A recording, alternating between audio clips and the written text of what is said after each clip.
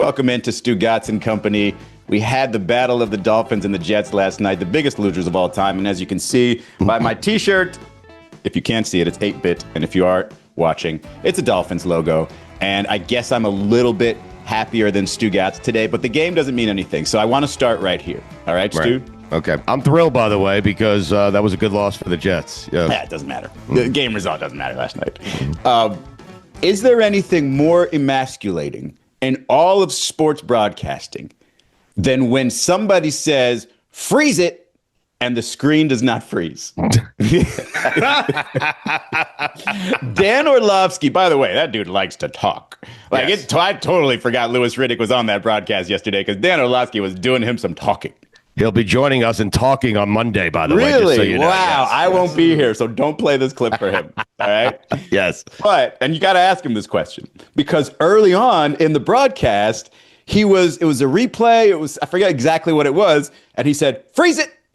And it just kept rolling. Right. I was like, man, there has to be a conversation during the commercial break where Orlovsky is absolutely ripping a producer. There has to be a freeze it guy, right? In the same way there's like a get back coach on the sideline. There has to be just in the truck a freeze it guy for when anybody says freeze it, you freeze it. Because otherwise, the guy looks like he's got no power in any of broadcasting, in any of the broadcast.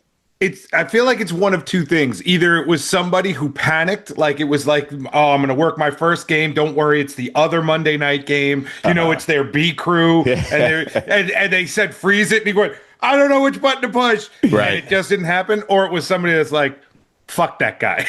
Well, here's how I know they had to talk someone who wasn't about it. listening and not doing their job correctly, which could very well be the case. That's got to be the case. Right, it's got to be that because I know they had to talk about it because later in the broadcast, he did another freeze it and they froze it. So clearly they discussed this. Like maybe at the break, it was the producer saying, oh, I'm so sorry, Dan. You look like an idiot. It's totally my fault. Yes, redemption. There is a pressure that comes with freezing, with just stopping something, right? Like, freeze it. There's pressure to that. You got to trust he's saying it at just the right time. Otherwise, if you freeze it at the wrong spot, you look like an idiot. Right. But anyway, big game yesterday. That's the first thing that came to mind for me.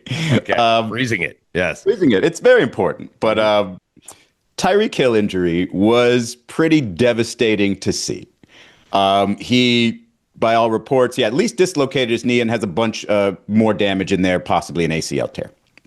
Nothing confirmed just yet as we're recording here. But did you guys have an issue or at least sort of a little scratching of the head when you saw his reaction getting carted off the field?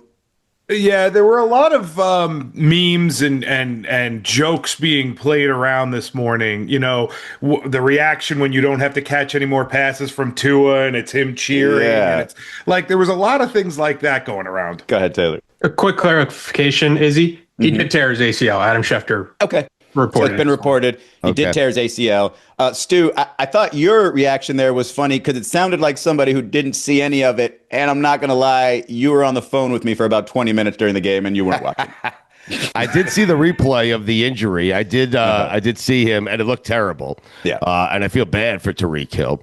I did see him being carted off the field. What was your problem with his reaction being carted off the field? What was everyone's problem with it? I didn't have a problem with it, right? So I watched it, and I was like, okay, I'll tell you what I thought about it in a second. Right. But then when I woke up, I saw a bunch of people saying, this is him showing that he's happy for not having to play with the Dolphins anymore and not having to catch a pass from Tua, knowing his Dolphins career is effectively over. And he says, yes, right? That's what people think. He said, yes. And I'll tell you what I saw when I watched him is, first of all, you got to know who Tyreek is. He's a little quirky, not like your everyday athlete. Like he's not going to be down and sullen. He is a guy who feels like, oh, okay, this is what I saw. I thought as a wide receiver in the NFL, you've probably had these conversations before, like, man, it's going to happen to me. Like, you're going to get that devastating injury. What's it going to be like? You know what I'm saying? Especially for the greatest of the players. It's just like, man, that would be terrible for me.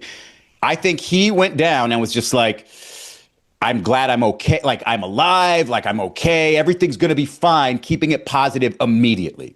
Yes. Like oh, I'm so happy I'm not going to play for the Dolphins. Absolutely ridiculous to think about when you have to rehab for a full year following that injury.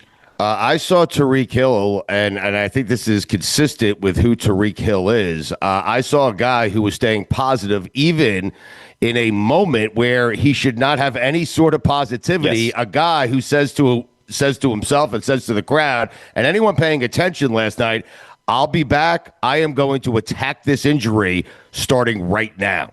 He is not going to feel bad for himself. He's going to start attacking it, rehabbing, and getting himself back into playing shape the second he has to. And that was last night, right after the injury. That's what I saw. I also felt bad for the guy. He's 31 years old. We may never see Tyreek Hill at the height of his powers again. In fact, we probably have already seen that, is he? And that's a devastating feeling for a guy who has won a Super Bowl, who has been talked about in MVP conversations, who's a Hall of Famer. That is a difficult moment. To be that positive in that moment, to me, was the thing that stood out. Yeah, and it's like I said, his personality is a little different, and he coming out of that was, again, my opinion, trying to show positivity, like you said, Stu, and just trying to be like, and not even trying, just probably saying to himself, yeah, this is bad, but I'm okay. Like, I'm alive. You know what I mean? Like, it's not a terrible head injury. It's not, I can rehab this. I'll be okay. And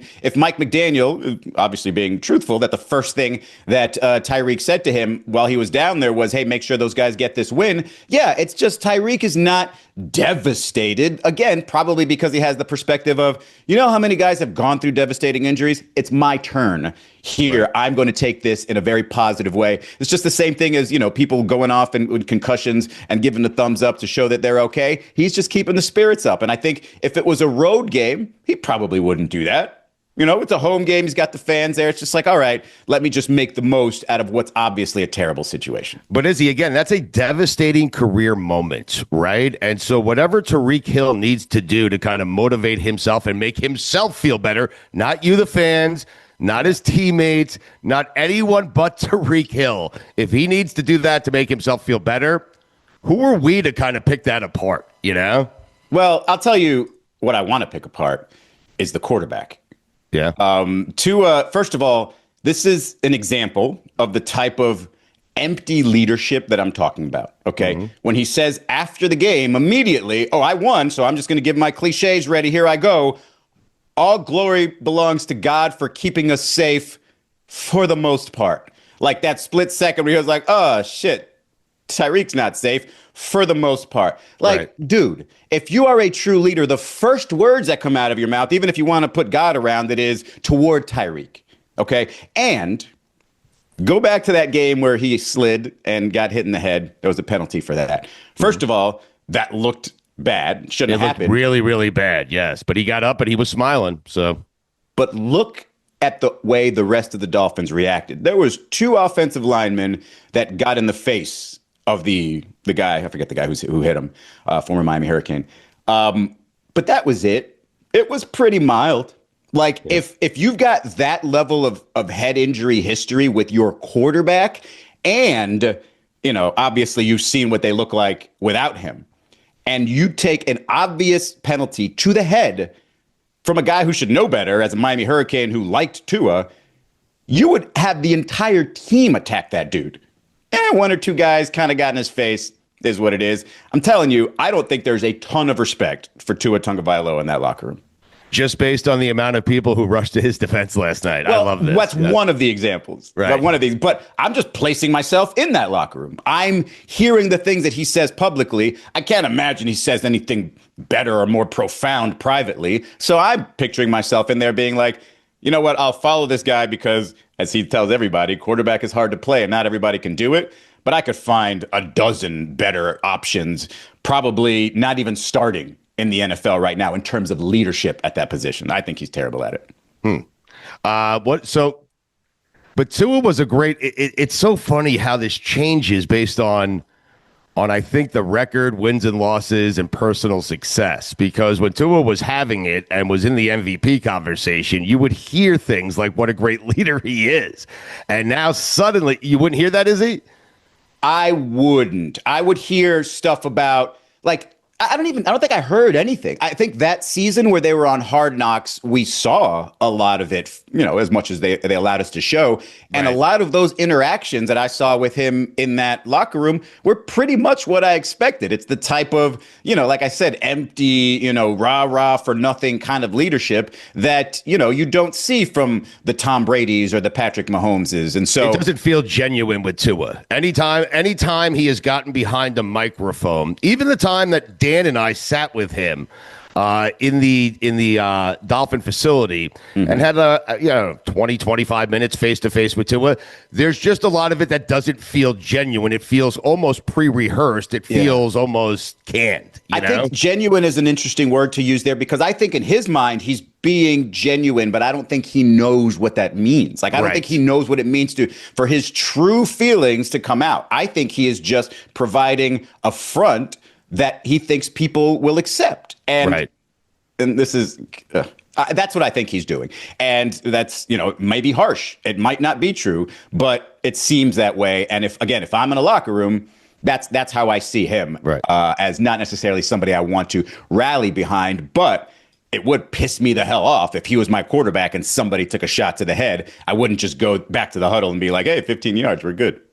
I think part of the conversation around that and why people maybe not have came up and rushed to his defense. Am I crazy? He barely got hit on that play. It was a bad penalty. It was a bad call. If it's not Tua, I don't know if they make that call. I agree. Listen, I don't know. If it's not, put it on the poll. If it's not Tua, do they make that call? There is a heightened sense around Tua. I'm not certain if there should be or shouldn't be. There is just a heightened sense around Tua. If you watch the replay, the contact with his head wasn't helmet to helmet. It was when he went to the ground and did that action, and that's where a lot of these guys actually get the concussion. Yes, but there is no other quarterback in the history of the NFL when they are running, Izzy, where I am screaming at my TV, get down! And it's not worried just, about the guy. It's not just because of the head injuries either. It's because he looks like he doesn't know what he's doing out there when he's scrambling. He looks freaking panicked, and you're just like, at any given time, somebody's going to rock him. Even when he's sliding, he does it half a second too late and puts himself in danger.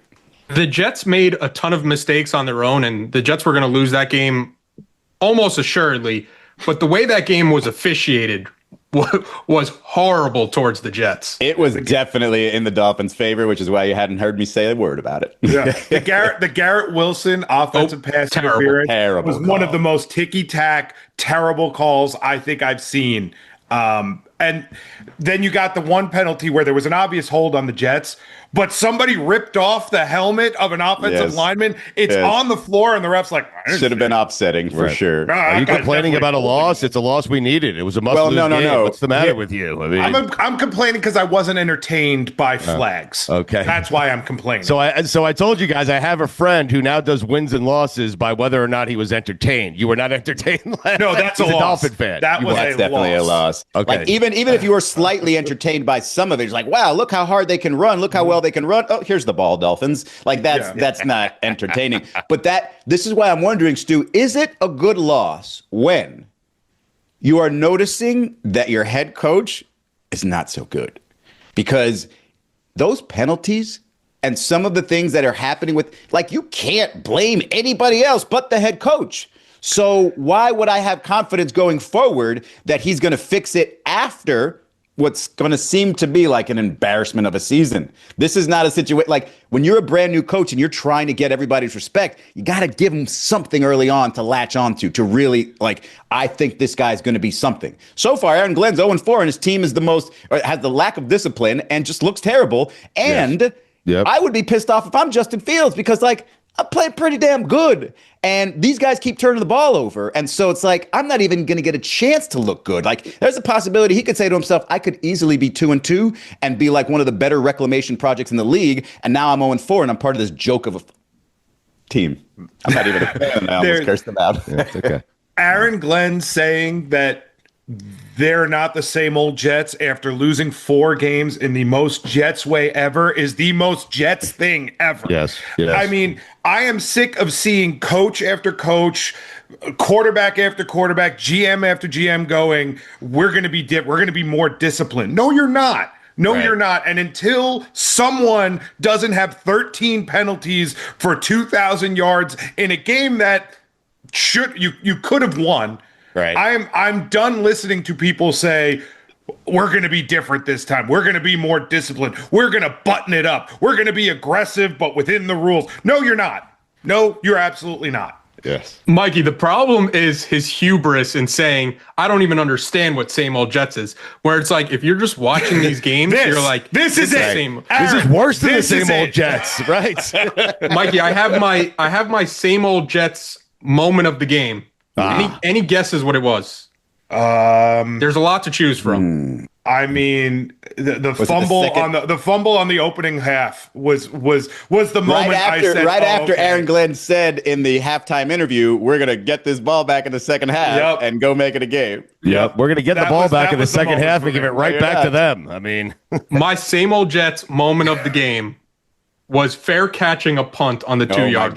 God. Oh, see, my that was God. too late. And then That was turning too late. around after he caught it, he was like, I'm at the 2. I shouldn't have done that. But wait, here's the other part about it. You cut your punt returner after game 1 because he literally fumbled and gave away the game to the I did not know Steelers. that. Right. Then you brought in a new guy who literally did the same thing. And now I'm wondering, who the hell is scouting returners? Whose job is it to say, you know who should be returning kicks for us? That guy. The Yes. guy that did exactly what the guy did that we cut 3 weeks ago. I love all of this. I love this conversation. But Mikey A, were you expecting something from the Jets this year? Justin fucking Fields is our quarterback, man. All I'm expecting is to either A, be entertained, or B, go, hey, we're not good, but I see it. I see something there. I Right. see the foundation. Right. I Yes. see. Hey, listen, we might have lost the game because we're not good enough, but we only had 2 penalties in that game. Right. And we could run the ball, but oh man, we missed a field goal. Oh man, the bad call by the ref. I was looking for something just to say, if we get this and this and this right next year, we'll be competitive. I don't even see anything close to it. Let me explain to you what they have to get right, and it doesn't matter who the coach is. They need to draft the right quarterback. It will make Aaron Glenn seem like a genius. Now, Taylor is shaking his head saying, no, that's not what they need to do. Justin Fields has been one of the bright spots. Justin Fields has been one of the bright spots on this team. I don't want to hear about it. It's Justin Fields. If you look at their 22 starters, there's probably like 15 or 16 that shouldn't even be on an NFL roster. They're that bad. And Justin Fields, Garrett Wilson, Sauce Gardner. Those are like the 3 guys that you could kind of like hold up and be like, they're at least somewhat productive. Listen, I'm not paying for Pro Football Focus, but somebody tell me where he's listed on that on the rankings of quarterbacks. certainly not paying for Because right now he's in the blurry area that I can't see. All I'm saying about the quarterback position, and certainly the Jets have drafted, I mean, they haven't drafted well there either, okay? Sam Darnold and Geno Smith, and they go on to have better careers elsewhere. All I'm saying about the quarterback position is that position takes mediocre coaches or bad coaches and turns them into great coaches. I've seen it over the course of time in the NFL. Belichick without Brady, losing record. Belichick with Brady, a fucking genius. That's what a quarterback does for a coach. I mean, that's it. 2 things. 1, he's 23rd on Pro Football Focus. You're welcome. Top 25, baby. Yeah. What does that mean? There's 32 teams. He's the second Jets quarterback on the list, Is by he the way. above or- Tyrod is 13. Is he that above? doesn't count. Tyrod's higher? That doesn't count. Tyrod then. is higher. No, Is he that above or below Aaron Rodgers? Aaron Rodgers is checking. Aaron Rodgers is 37th. But here's where I disagree with you on By the way, drafting a Mikey, quarterback. good for you being able to afford Pro Football Focus. I can't, but I do know somebody who can. Wow. You borrowed an ESPN login, I see. Listen, I had other jobs before this. Little sharing of the password, huh? Here's where I disagree with you on drafting the right quarterback. I don't trust this organization to develop one. I know. You need to get somebody already ready. Right. You need to get. No, I mean, no, look you need what to Sam draft Darnold someone who could is be. so- Look what you- Geno you need- Smith could be. Mike, you need to draft someone who is so mentally strong who is so good at playing the position of quarterback that even he can overcome this lousy fucking organization. Josh Allen would be able to overcome this lousy organization. Get ready. Are you guys telling me if the Jets had drafted Josh Allen would not be Josh Allen? I'm telling you, if the Jets drafted Peyton Manning, he wouldn't be this. Why are you even fans? If the Jets draft Patrick Mahomes, like the pain. If the Jets draft Patrick Mahomes, he's Sam Darnold. If the Jets draft Josh Allen, he's Zach Wilson. There's a trend here that you're seeing. No quarterback has success here. Remember, when Josh Allen came into the league, he had all sorts of accuracy issues, and they worked with him. They developed him to fix those issues. I do not trust this organization to fix any part of a quarterback's game. If they are not pre-made, ready to go, eat out of the box, ready quarterback, then this guy isn't it. And I don't know that they have anything like that and then he blew out his Achilles. They had it. He tore his Achilles in 3 plays. I mean, Jesus Christ almighty. I feel like I need to calm Mikey down a little bit. Like it's this is it's the worst is I don't care about this team. No. This version. I don't care about. You care so much. You care so much. No one would get this angry at something they don't care about. I mean, nobody. But can we do something, talk about something that'll calm him down a little bit, maybe make him a little bit happier? Well, let's go. I think maybe this is the result of the Jets just not being any good and nobody really wants to watch them. So even if they are on their like obligatory Monday night game, I haven't really seen them. I forgot Nick Folk is still on this team. He is. Yep. Folk you.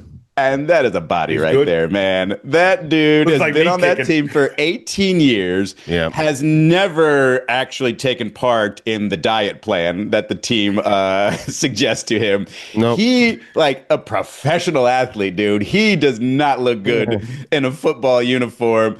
But God damn it, he's got the leg of a 60. He's got a 60-yard, like it was 58. Well, everyone been does. Good from 60 plus. Yes. Like there needs to be an investigation into the kickers, but Nick Folk on his own, that dude's a superhero, man. Like that dude is amazing to be 18 years, 40 years old. Looks about 10 years older than me. He's 40 years old. When I saw him last night, I was just like, you know what? That makes me very happy. It gives me faith in humanity in general. I don't like a kicker who starts the motion with his back to the target. Like, does Nick Folk still do that? I believe he still does that, right? He's got like imagine a golfer lining up a shot. He goes to tee off. He's got his back to the. It's like Happy Gilmore. I mean, it is weird. It is weird. Look at my butt. Look at my butt. Okay, I'm gonna kick it. Yes. I guess they got to turn all the way around. But Nick Folk made me happy yesterday, and the fact that on that stage hit a couple of bombs. He might be doing it till he's 50. I would love to see what he looks like in a uniform then. Let's talk about Chubbies. Oh, do I love Chubbies. Let's put my glasses on like a professional broadcaster and tell you about Chubbies, who is sponsoring this show. Are you ready for some football? Chubbies is the ultimate football apparel brand. So much so, they created their own fantasy football league. George Kittle, Ian Rappaport, and others have come together to assemble the Chubbies League on NFL Fantasy. How the hell am I not in that league? Bruce Kittle, get me in that league. Each week, the top 5 scorers will win a chance at a Chubbies polo shorts combo with their team's logo. The grand champion gets the chance at the ultimate fan experience, a 5-city, 5-stadium NFL game tour with a +1. Mikey, if you win, you're taking me. I'm your +1. If I win, I'll take you. I don't think either of us can win, just so we're clear. But if I can, I will take you. While the fantasy flop faces a hilarious and unforgettable punishment only Chubbies could pull off. So head to chubbyshorts.com/the Chubbies League to learn more and have some fun. Get ready for the most outrageous fantasy football season of your life.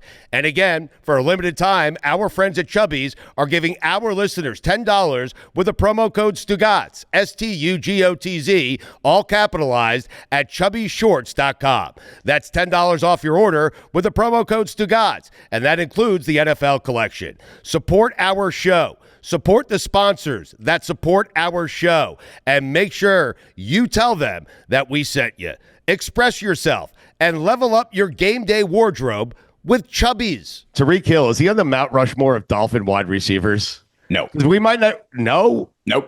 It's Clayton and Duper, right? Hard no. Hard no. A hard no. Wow. Okay. All caps. Because you gave me the first 3, which are automatics, right? Yeah, Warfield, Clayton, Duper, automatics. Correct. And if anybody doesn't know who Paul Warfield is, look it up. Right. It's automatic. Right. Number 4 to me is a Dolphins legend. Jimmy Did it for Cephalo? a long time. Close. Right. Did it for a while. And is still tied to the organization. Still Nat lives down Moore? in South Florida. Nope. OJ McDuffie. Oh, wow. Yep, you're right.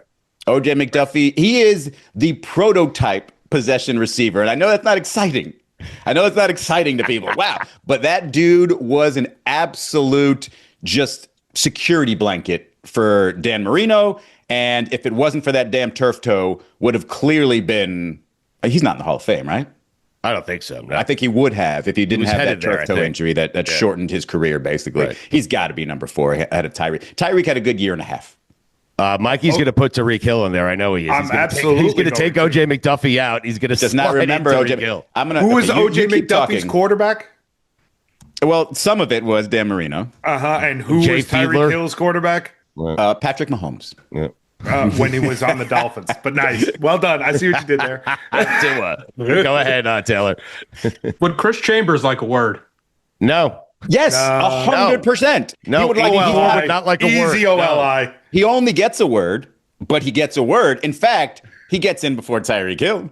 That dude gets a VIP to come look at those 4 faces before Tyreek Hill. Wow. Or if there's a Mount Gregmore, I think it's Chambers over Tyreek. Taylor, can you look up the amount of catches for Tyreek Hill in his, 3+ years here with the Dolphins? Maybe it's 4. How long has Tyreek been here? I'm not going to have a a case when you look up OJ stats because he only had one. I think he Tyreek only might had have more one catches than 1,000-yard OJ at the season. Dolphin. I think. I could be wrong, though. He was This is with the them for- Dolphin. That's all I'm looking for. Right. OJ was with them from 93 to 2000 and played in all 16 games 5 times. Only had a 1,000-yard receiving year. Yeah. How many catches, though? OJ McDuffie was one of the toughest receivers in the NFL. What would you say his PPR career high nightmare? receptions for a season, Stu? If he's a I would possession say receiver. the highest number of receptions for OJ Yes. in a season, I Yes. would say north of 100 one year, maybe. No, 90. never reached 100. 93. 90. How many did Tyreek have in a season? Okay, but it's one season. All right, Okay. you know what? Let's do this. Let's look it up. All right, so hold on. Let's establish how many catches OJ McDuffie had as a Dolphin. Do we have that yet? Yes, every catch was as a Dolphin. He had all 415 of his catches as a Dolphin. Okay, and how many years? Uh, I love this. 1, 2, 3, 4, 5, 6, 7, 8 years, but that last year he only played 9 games. Okay, so let's Chris just call it- Chambers had 405 in 7 years. Wow. Maybe he would like a word. I don't know. I have his number. You want to ask him? It's a weird number to have, but I have it. But I do think both of those guys get in over Tyreek Hill. How many touchdowns did McDuffie have? Touchdowns. Not a lot. He wasn't a big touchdown guy. 29. Chambers 43. Wow. He was a Like big a word. target. Yeah. He was wow. You know what? It might have to be half of Chris Chambers' face and half of OJ McDuffie's face. That's that last one. Because Tyreek Hill, in his years with Miami, I mean, it's hard to do the math here, but 100, 200, 220, 238, 318, 319. He got about 330, 340 so far in 1, 2, 3 plus seasons. Wow. And he does have 20 touchdowns. Right. For the record, Tyreek Hill had 2 27. seasons of 119 receptions. Yeah, he is sixth all time on the Dolphins reception Over list. 1,700 yards. All right, so seasons. the argument here is longevity. I just want to say that sentence again. He is sixth all time on the Dolphins reception list. Damn it, In man. 3.5 years. Yes, I think the guy who would like to have a word is not Chris Chambers. I think it's Nat Moore. I think that's the guy who would like to have a word. Nat Moore, I believe, has 75 touchdown receptions in his career as a Miami Dolphin. Like, that's a lot, is he? Nat Moore was good. I mean, see, this is where Mikey would have helped me out here if he would have gone even older and said Nat Moore, because Nat Moore does have total better numbers. Yeah. But if you go year by year, it's 600, 700, 600, 700, 600, 800, 500, 400, 500, 500. It's not like spectacular years. Now, that was the NFL back then. where they weren't flinging the ball all over the place. And he did lead the league in receiving touchdowns one year with 12. He's got a case, Nat Moore. Yeah. Yep. Tyreek Hill, by the way, is 8th all time in receptions. It was yardage. I was talking about where he is 5th all time. Here's where Nat Moore takes it, and I think he might be the 4th spot, even though it could be anybody's face up there, and nobody would know because nobody know what Nat Moore looks like. He played 1, 2, 3, 4, 5, 6, 7, 8 seasons, 8 postseasons for the Dolphins. Yeah. There's no other receiver doing that. 8 postseasons. Devontae Parker, word or no word? No word for Devontae Parker. Oh my God, Devontae Parker's on the Mount Rushmore of disappointing. I wasn't making the argument for him. I was just asking if he would like Chambers and Nat Moore are the only guys allowed to have a word in this conversation. That's it. I feel like it's right. Is that fair? Chambers and Nat Moore. I was going to throw Rondé Gadsden, but I don't think if Tyreek Hill was on the Mount Rushmore of Dolphin wide receivers, the only guy that could have a word are those two. Maybe a Rondé. Maybe. Just yeah. You know. Yeah, that's about it. I mean, Rondé's not even. Rondé's like 15th all time. Yeah, but he had that one catch. Is Tyreek a Chiefs? Son in the league. Is Tyreek a Chiefs Mount Rushmore guy? Wide receivers? No, all-time Chiefs. Okay, I was going to say. No, guys, no. By the way, Nat Moore only had 3 in all those playoff seasons, 3 touchdowns for the Dolphins. Not the best. I mean, with the Chiefs, it's got to be, right? It's got to be Patrick Mahomes. It's got to be Len Dawson. Alex Smith. Tony Gonzalez, Priest Holmes. I mean, Tony Gonzalez, definitely. There's four. If you named 7 people without even saying Travis Kelce. Right. That's the point. There are so many Chiefs. There's no way. And Tyreek Hill was not there long enough for Tyreek Hill to be. Now, Chiefs wide receivers, perhaps Tyreek Hill is on there. Just all-time Chiefs, there is no way he could be on the Mount Rushmore of Kansas City. Agreed. Chiefs. I got one more topic from. Whoa. Wait. We got the confirmation. Mount Rushmore. Oh my God, he bought Greeny's book. So this is Greeny's book. Got your $3 off. Yeah. Yep, Barnes and Noble. Barnes and Noble. Get a signed copy? Nope, they didn't have the signed copies. But I'm right here in New York. I might just drive over to Seaport Studios and ask Greeny to sign it himself. Right. This is like they're no longer at the Seaport, by the way. So I believe they're in Soho now. Yes, that is correct. Okay. But this is for the confirmation. The Chiefs trip. Yeah. The Chiefs Mount Rushmore. Any guesses? You've named. I'll give you a hint. It's Len Dawson, Kelce, Mahomes. Can you name who the 4th person? Tony Gonzalez. No, it's not going to be Gonzalez. Andy Reid? No, they didn't do coaches. No, I'll give you a hint. You're 0 for 2. You're 0 for 2 so far. He did coaches. Priest Holmes. Derek Brooks? No. It's not Derek Thomas, Holmes. I meant? Yeah, Derek Thomas. Derek Thomas. Derek Thomas is on there? Oh, yeah. That's a good one. Interesting. What was, never mind. A couple of Derek's cutting it up. Not going to say if he was alive. Maybe it wouldn't be on there. By the way, the Len Dawson Mount Rushmore is carved with him smoking a cigarette, right? Like that's. Of course. Yes. Okay. Just making How was Robert Parrish not on that list? Man. Larry Johnson? I could do this all day. I do have one more. I have one more topic from that Jets Dolphins game last night, which was both heartening and frustrating. It was a pair of 0-3 teams matching up last night. There was another game. Jake Browning was a quarterback in that game. It did not exist. Darren Waller is back and still big and still doing things. What was his big issue? Because, I remember a lot of weird things about Darren Waller. Was he the tight end that did a breakup music video? Yep. Yes. Wow, that was him too. Okay. Kelsey Plum. Kelsey Plum was his ex. Do we think he's I was frustrated as heck because I was like, wow, look at the Dolphins now. They might actually have some, talent at every spot. And then boom, Tyreek Hill goes down. But I think Darren Waller still has it. And I think it's all just up here. And I don't know if this is the right organization for him to get it all together, but I think he can get it still together because that guy's a beast. Put it on the poll. Does Darren Waller still have it? I was already putting that on the poll. If Dallas Goedert leads the league and still has it, then Darren Waller still has it. Dallas Goedert does lead the league and still has it. You just got to remember you don't get to play the Jets every week. Right. No. The Dolphins would be 17-0 if they played the Jets every week. Well, yes.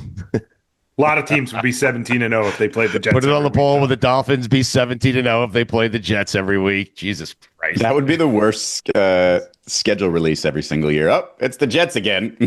All 17 games. Izzy, I meant to tell you. This year. Yeah, I meant to tell you. I spent the entire day watching the Dan Lanning video that you told me about, and I am convinced he was on cocaine. He snorted all the white. Whatever white was in that stadium, it's now in Dan Lanning's nose. I mean, of all games to be able to get away with having a little powder on the side, it's during the whites only game. I'm sorry, the whiteout game. Can I tell you guys the disaster that happened with me trying to attend that game? Please, because I had so many questions set up for you, and I was just like, "How'd you get in? It's whites Couldn't only." find a white shirt? It's just a bad joke. right. No, Lanning snorted it. I plan to go to the game.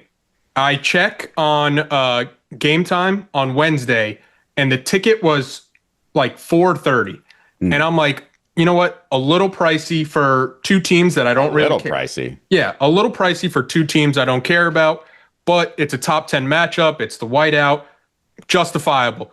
But in my mind, I was like, you know what? Let me try to wait a little closer to game time to actually get the tickets. Friday, I wake up, I check on game time to see what the cheapest ticket is. It's $9.50, and I'm like, wow. I'm like, oh my god! Like I severely overplayed this hand. You get a Pro Football Focus subscription for that. I was like, okay, maybe the day of the game. I'm only 3 hours away. It's a quick drive for a 7 p.m. game. Plenty of time to get there. Let me check the morning of the game.